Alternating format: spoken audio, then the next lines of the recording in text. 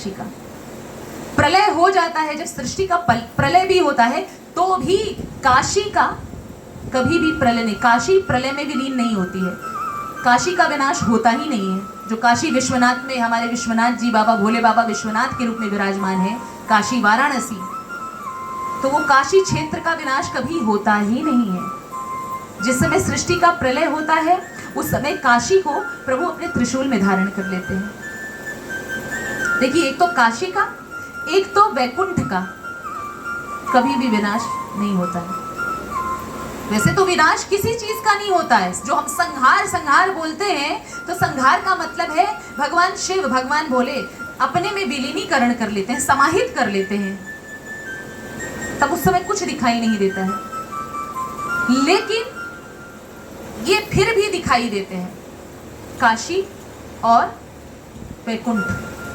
अब वहां पर जाकर भगवान प्रेम पूर्वक पार्वती मैया के साथ में रमण कर रहे हैं, अपनी गौरा के साथ रमण करते हैं, और सारे के सारे काम के लिए इनको अभिषिक्त कर दिए ब्रह्मा विष्णु रुद्र को।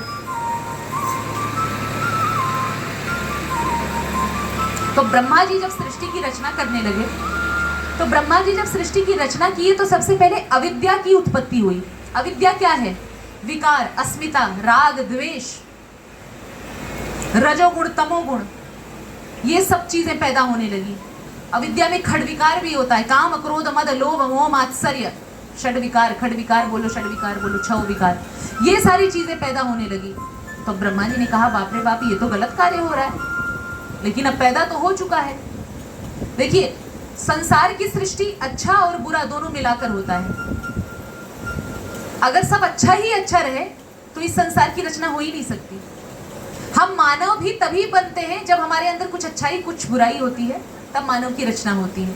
जब सिर्फ बुराई ही बुराई भरा रहता है तब कोई जानवर बन जाता है, कोई पशु पक्षी बनता, ऐसे बनता है। जैसा हमारा कर्म होता है वैसे ही जब कुछ अच्छाइयाँ होती हैं, बस थोड़ी बहुत बुराइयाँ होती हैं, तब जाके इंसान 84 लाख योनियों में भटकते भटकते मानव योनि प्राप्त करता है। तो इस तरीके से गुण और दोष को मिलाकर ही सृष्टि की रचना भी होती है। क्योंकि यदि हम शुद्ध बुद्ध मुक्त हो जाएंगे, हमारे अंदर कोई विकार ही नहीं रह जाएगा, तब तो हमारा कल्याण हो जाएगा ना। फिर हम परम हंस में विलीन हो जाएंगे, भगवान में विलीन हो जाएंगे, फिर हमारा सृष्टि में कार्य क्या रहेगा? कुछ नहीं कार्य रहेगा। इसलिए तो फिर क्या हुआ, उन्होंने अस्मिता, राग, द्वेष, इन सब की सृष्टि करी। तो जितनी सृष्टि हुई वो तो हो गई, तब उन्होंने कहा इसको यहाँ पर स्टॉप करना होगा। अब फिर तिर्यक योनियों की सृष्टि करी। तिर्यक योनि में क्या है? तिर्यक योनि का मतलब क्या है? पशु पक्षी इत्यादि, पशुओं की उत्पत्ति हुई ब्रह्मा जी के द्वारा। अब सोचे कि पशु पक्षी तो क्या ही करेंगे, इस धरती का कल्याण, इस लोक का कल्याण तो पशु पक्षियों से तो होगा नहीं। फिर ध्यान लगाते हैं तो क्या स्थावर चीजें प्रकट होने लगी। स्थावर चीजें क्या है? जैसे वृक्ष हुआ, पहाड़ हुआ, पेड़ पौधे हुए, है ना, मिट्टी हुई, धरती, ये सारी चीजें प्रकट होने लगी। तो कहें ठीक है, ये भी हो गया है, लेकिन अब और कुछ। तब उन्होंने मानसी सृष्टि करी। किन्होंने? ब्रह्मा जी ने। अब मानसी सृष्टि में क्या रचते हैं? मानसी जब मानसिक संकल्प लेते हैं तो सारे ऋषि मुनि उत्पन्न होते हैं। ऋषि मुनियों में नारद जी, भृगु, वशिष्ठ, च्यवन इत्यादि ऋषि, हाँ, ऐसे कर करके 11-12 ऋषि, बहुत सारे संत पैदा होते हैं। मानसिक वो सृष्टि है, सनकादि भी आते हैं उसमें। फिर उसके बाद जब नारद जी ने मानसी सृष्टि कर दी तो कहे कि अरे, मानसी सृष्टि में से भी कुछ सृष्टि का फैलाव नहीं होगा। मन से संकल्प कर रहा हूं, मानसिक सृष्टि तो हो रहा है, सारी चीजें हो रही है, लेकिन फैलाव कैसे होगा?